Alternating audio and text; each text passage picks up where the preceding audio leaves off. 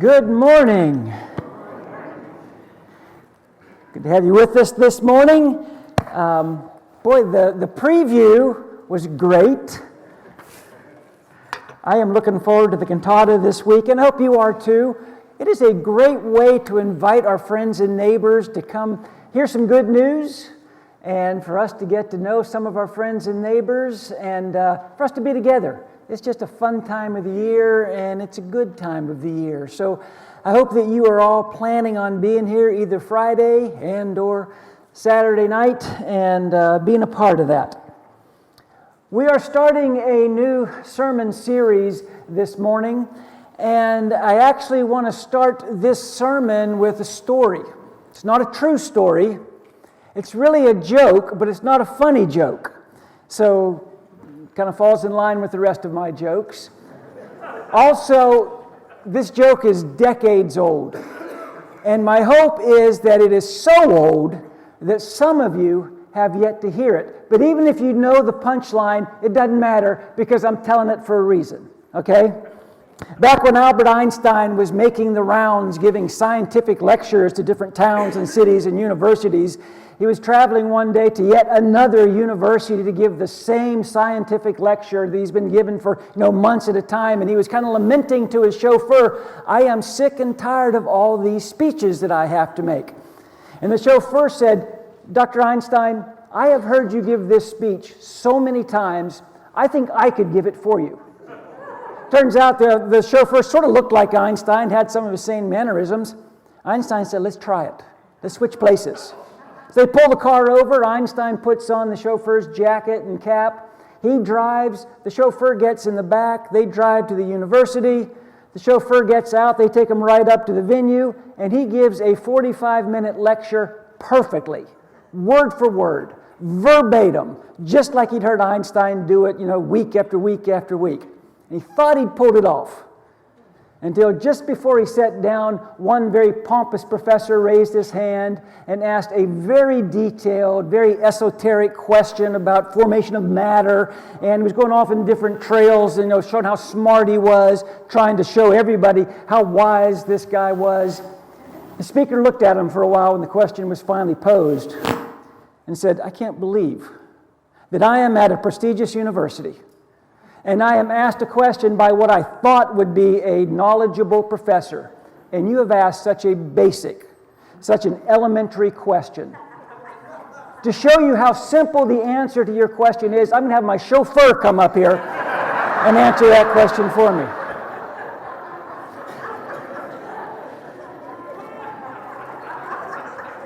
Thank you for that courtesy laugh, by the way. Every December, I preach a sermon series on the birth of Jesus. Not because I'm convinced that Jesus was born on December 25th, but I preach a series every December on the birth of Christ because I'm convinced that Jesus left heaven and came to this world and was born a baby in Bethlehem. I preach this sermon series because I'm convinced that what Isaiah said would happen actually happened. "For unto us a child is born, to us a son is given. The government will be on his shoulders, and he will be called Wonderful Counselor, Mighty God, Everlasting Father, Prince of Peace." During the month of December, the entire world is talking about and celebrating the birth of Jesus. I want to talk about and celebrate the birth of Jesus. I mean, if angels can celebrate his birth, I think we can too. And just like Einstein's chauffeur, I know that every one of you could come up here and stand where I'm standing and tell the story of the birth of Jesus as well as I can, because we have all heard it so many times. But I never get tired of talking about Jesus leaving heaven and coming earth to rescue us. As you see on the screen, I am subtitling this particular lesson, Anticipation. I want to talk about some of the anticipation that happens this time of the year. One of the things that makes Christmas time so excruciating for our kids, so stressful for parents, so joyful for us grandparents, is the anticipation that builds around this time of year. You know, our kids are all saying, Christmas is never going to get here. And the parents are all saying, didn't we just do this last month? I'm just finally paying off my credit card from last Christmas. And we sort of feed the whole anticipation thing with all the things that are going on around us, all the traditions that we have. You know, we all have traditions around Christmas time. I'm sure that you have some traditions in your house around Christmas time. Maybe you're the family who puts your Christmas tree up, a couple weeks before Thanksgiving. God bless you, Angie Manley. Maybe you go full-on Clark Griswold and light up your house, like you can see it from this space station. But we all have traditions. Martha and I have traditions that we honor around Christmas time. We always, for one, have a live Christmas tree. We always have a live tree. I grew up in a little town that billed itself as the Christmas tree capital of the world. So I've got to have a live tree. We have our favorite decorations that we put out every year. Martha's famous for her knick-knack night on Christmas Eve. Some of you have been involved in Martha's knick-knack night. They are epic. Every Christmas season, we attend a movie at the Tampa Theater. Tampa Theater shows classic Christmas movies. Started off like 25 years ago with a youth group thing, and it was so much fun, it became a tradition in our family to go to Tampa Theater and see a classic Christmas movie. By the way, you all are invited to go with us in 2 weeks, 2 Sundays from now. Check the bulletin board back here. We're going to go see It's a Wonderful Life at the Tampa Theater. We all know the movie, but the whole experience is really cool. You'll enjoy it. Come join us. But we all have these traditions. And most of our traditions around this time of year center around home. There really is no place like home for the holidays, is there? But I'm going to go ahead and acknowledge at the beginning of this series, and I want you to hear me say that as anticipatory as this season is, as joyful as this season is, I understand, and I know you do too, this is not the most wonderful time of the year for some people. For a lot of people, this time of year is a really difficult season. Maybe for you, it's the first season, Christmas season, that you're experiencing without a loved one, and that's hard. Maybe for you, this time of year really reminds you of all the things that you don't have. The joy and the peace and the wife and the kids, the girlfriend or the house. This kind of time of year sort of amplifies all the things that you feel are lacking in your life. Maybe there's a lot of sadness, a lot of pain, a lot of hurt in your life this time of year. But wherever you are or wherever you are on the Christmas joy scale, I hope that in the next couple weeks, we all can sort of recapture the excitement and just the wonder of the fact that the Son of God left heaven and came to this earth. And He came for us. So for the month of December, we're going to look at some of the themes that we see surrounding the birth of Jesus. This morning, we are going to go back and begin literally at the beginning in the book of Genesis. We're going to make a pit stop in the book of Micah, and then we're going to end up in the Gospel of John. So we got a lot of ground to cover this morning. Let's get started. Genesis chapter 1, the beginning of the book of Genesis. In the beginning, God created the heavens and the earth. The earth was empty, a formless mass cloaked in darkness. The Spirit of God was hovering over its surface. And so it's begun. The creation process has begun. Next chapter or so, God is going to create the heavens and the stars and the planets. He's going to separate dry land from the seas. He's going to create fish and birds. He's going to create vegetation, animals. And then we get to God's masterpiece in verse 26. Then God said, "Let us make people in our image to be like us. They'll be masters over all life, the fish in the sea, the birds in the sky, and all the livestock, wild animals and small animals." Let us make people in our image to be like us. Which begs the question, who is us? I mean, God was alone at creation, right? Wasn't God alone at creation? Was He? We're going to come back to that, okay? Verse 27. So God created people in His own image. God patterned them after Himself. Male and female, He created them. So we see God creating beauty from nothing. We see God bringing order from chaos. And unfortunately, it didn't take man very long to mess everything up. One chapter later, we see Adam and Eve doing the very thing that God commanded them not to do. It's like they had one job, right? God said, do not eat the fruit of this tree. And Satan tempts them, and they eat the fruit of that tree. And the text tells us in verse 7, at that moment their eyes were opened, and they suddenly felt shame at their nakedness. So now into this perfect world comes shame and guilt and brokenness. And the chaos that God had just brought back into order returns to chaos again because of sin. And that sin spreads like a virus, in the rest of the history moving forward. The relationship with God and man, the relationship between the Creator and the created is now fractured, skewed. Look at verse 8. Toward evening they heard the Lord, they talking about Adam and Eve, toward evening they heard the Lord walking about in the garden. So they hid themselves among the trees. What once was intimate now is distant. What was once connected is now severed.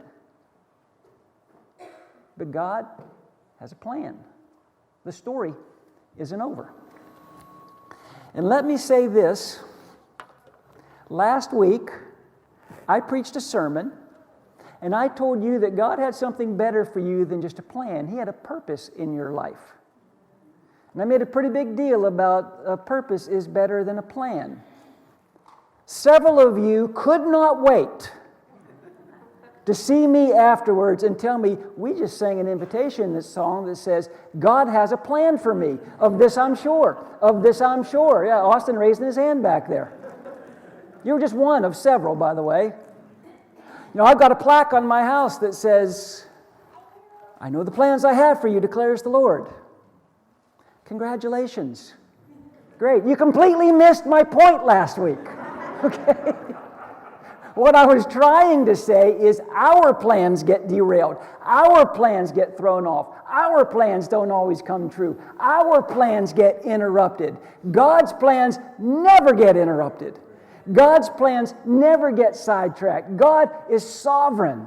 God is the only one who can make a plan and know with certainty that that plan is going to come true because He alone is sovereign.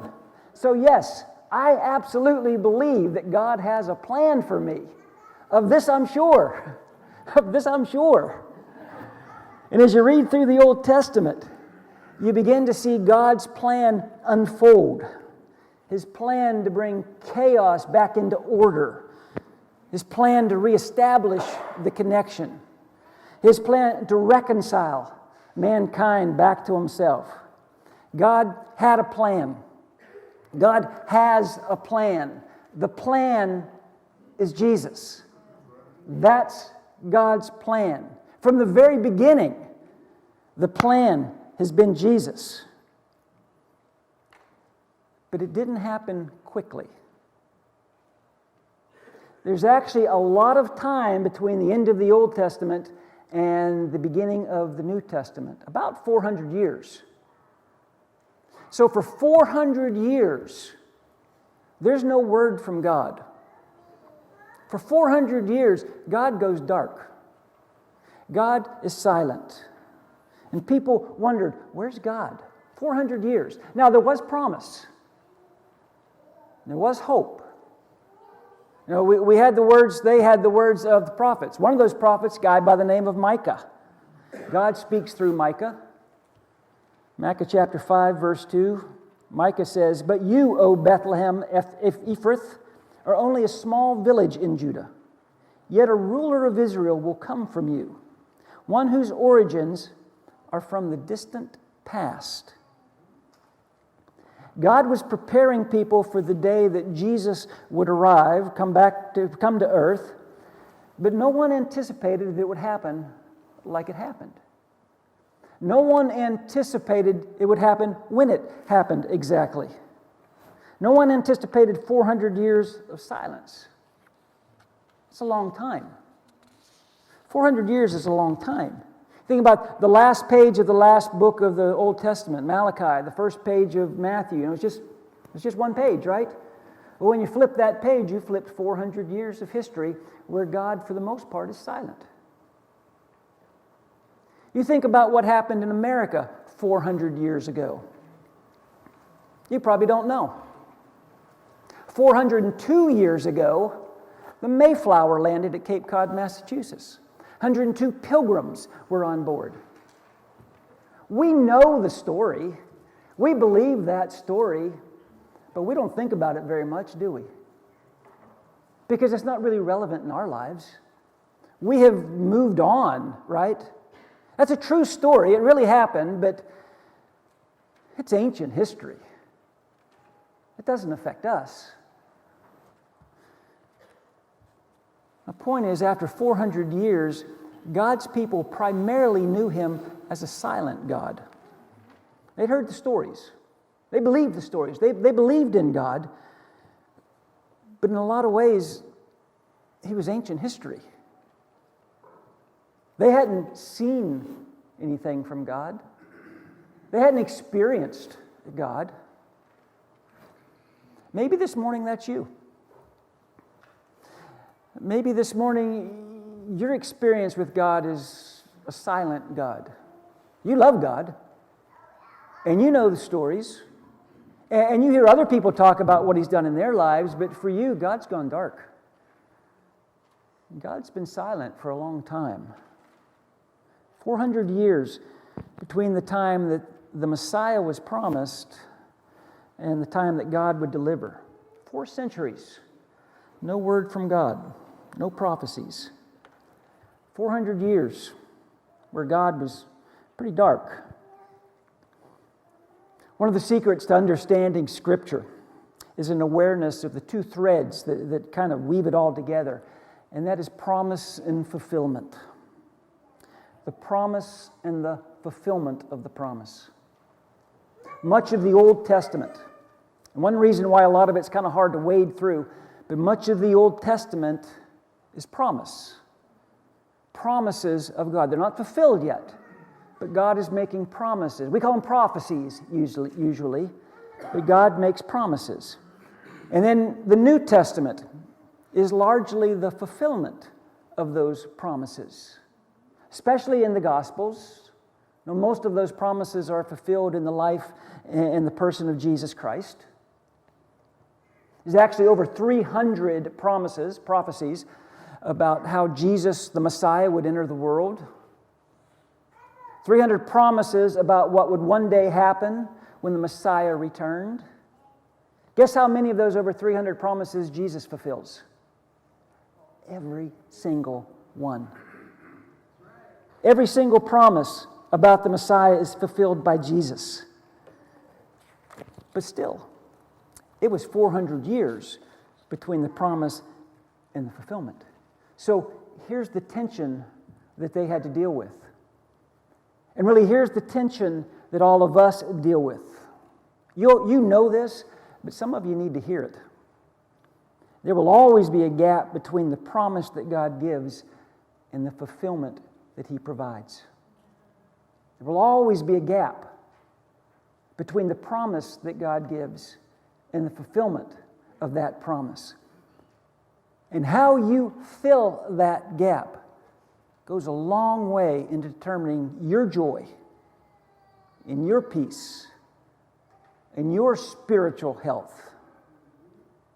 Now, the birth of Jesus reminds us that God fulfilled every single promise that He made regarding the Messiah. And if He did it once, He'll do it again.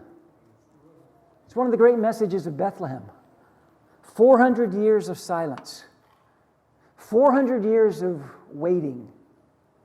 400 years of anticipation. And then God finally shows up and says, hey, I can be trusted. I can be trusted to do what I said I would do. I believe that God can be trusted. Because if He could do it once, He'll do it again. Of all the wonderful messages, the birth of Jesus, maybe one of the most significant is God is faithful. Now, we might like to talk to Him about His timing sometime, but make no mistake, God is faithful. Now, you imagine the world that Jesus was born into. Everyone knew about the promise of a Messiah someday, but centuries had gone by. Nothing had happened. And Mary and Joseph are living, and they know that there's a prophecy that said the Messiah is going to be born in Bethlehem, but they're living in some backwater town of Nazareth, about 100 miles from Bethlehem. They don't have any plans to go to Bethlehem. Put on top of that Mary is pregnant, very pregnant, 9 months pregnant. Joseph walks into the house one day and says, we've got to go to Bethlehem. What? Why? Caesar's called a census. We've got to go to Bethlehem. And Mary's like, not a great time. I'm pregnant. I'm real pregnant. We got to go to Bethlehem. And so they go to Bethlehem. It's an incredibly inconvenient time for them to be traveling. And yet, what seems like an inconvenience, what seems like a very small detail, is God keeping His promise about where the Messiah would be born. And really, what did it matter? What did it matter where the Messiah was born? Would it have made any difference if Jesus would have been born in Nazareth or Bethlehem? In the grand scheme of things, would it have made any difference? Well, yes, it would have. It would have, because God promised that He'd be born in Bethlehem. And God made that promise, and He kept that promise, that very small detail of where Jesus would be born. The difference is, God can be trusted even in the small things. If God can be trusted in the geographic location of a birth, something that's seemingly insignificant, I'm convinced He can be trusted in the big things as well. He can be trusted, and He cares about every single promise that He's made to you and me. Now, later on this month, we're going to be in the Gospel of Luke.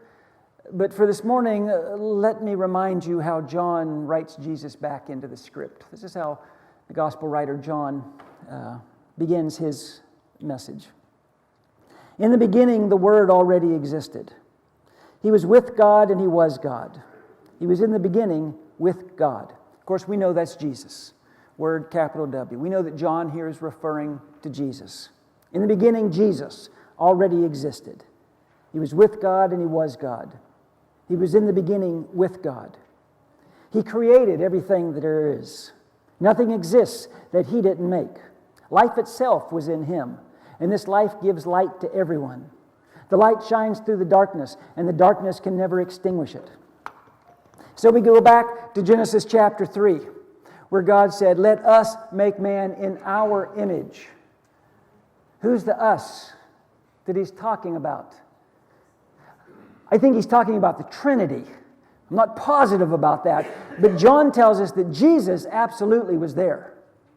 In the beginning, Jesus was there. Jesus was with God. In fact, John says Jesus was God.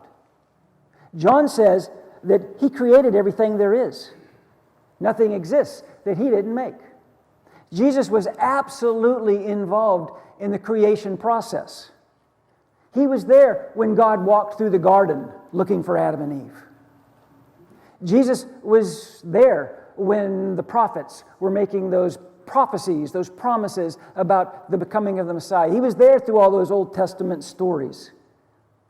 And John lets us know that the entire story, all of history, every start, every stop, every twist, every turn, All of history, the entire arc of the story points to one event.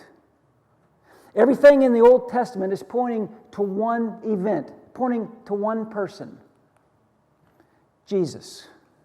Again, the plan has always been Jesus. The plan has always been to bring us back into a right relationship. And God has always been laser focused on how He was going to accomplish that. And He was going to do it through Jesus. And that meant that the Son of God had to leave heaven and come here to earth. The plan has always been Jesus. And so John says this in verse 14. So the Word became human and made His home among us. He was full of unfailing love and faithfulness. And we have seen His glory, the glory of the only Son of the Father. Jesus became human. The one who was there in the beginning, the one who was with God, the one who was God, the one who was involved with all of creation, became human, and He made His home among us. He came home for the holidays. And because He made His home among us, we have an opportunity to know God and to experience God like nobody else in history, really. To know God and to experience God the way God intended to be known and to be experienced. What sin messed up, Jesus came to fix. And I'll say this, and you know this, the people at that time, they didn't see it coming. They didn't realize the significance of what was happening. It had been so long, and God had been so quiet. It's been 400 years. Take a look what Paul has to say in the book of Galatians. John tells us what happened at Bethlehem. I think in Galatians 4, Paul tells us why it happened. This is really good stuff. But when the right time came, the time God decided on, when the right time came. I told you a minute ago we might want to argue with God about the timing. Don't do that. Don't argue with God about anything, but especially about His timing. Because Paul promises us when the right time came, the time God decided on, He sent His Son, born of a woman, born as a Jew, to buy freedom for us who were slaves to the law, so that He could adopt us as His very own sons. And because we are His sons, God has sent the Spirit of His Son into our hearts, so now we can rightly speak of God as our dear Father. Now we are no longer slaves, but God's own sons. And since we are His sons, everything He has belongs to us, for that is the way God planned. Everything has worked exactly to God's plan. At just the right time, God sent His Son to be born of a woman. Why? To redeem us, so that we can call Him Father, as children of God. The birth of Jesus proves that God is faithful. He's faithful in the big things. He is faithful in the details. The birth of Jesus proves that God is a promise maker and a promise keeper. And every single promise that He made either has come true or it will come true, because God is faithful. He can be trusted. His presence is constant. His timing is perfect. God has a plan. Jesus is the plan. But He invites us to be part of the plan as well. Because the same Jesus that gave up everything, that left heaven and earth, left heaven to come to earth, He came for us. He came to reconcile us back to the Father. This holiday season, maybe it's time for some of you to come home for the holidays. Maybe it's time for some of you to come home. Maybe some of you online to come home for the holidays. I'm not talking about here. I'm not talking about this building. I'm talking about back to Jesus. Come home with Jesus. He's inviting you home. There's no place like home for the holidays. And the promise that God has made us is we have a home with Him. Not just heaven someday, but a home in His family today. The best things happen at home. This morning as a church family, if we can help you in any way, we're going to invite you to come to the front and meet us there. Let's go ahead and be standing while we sing.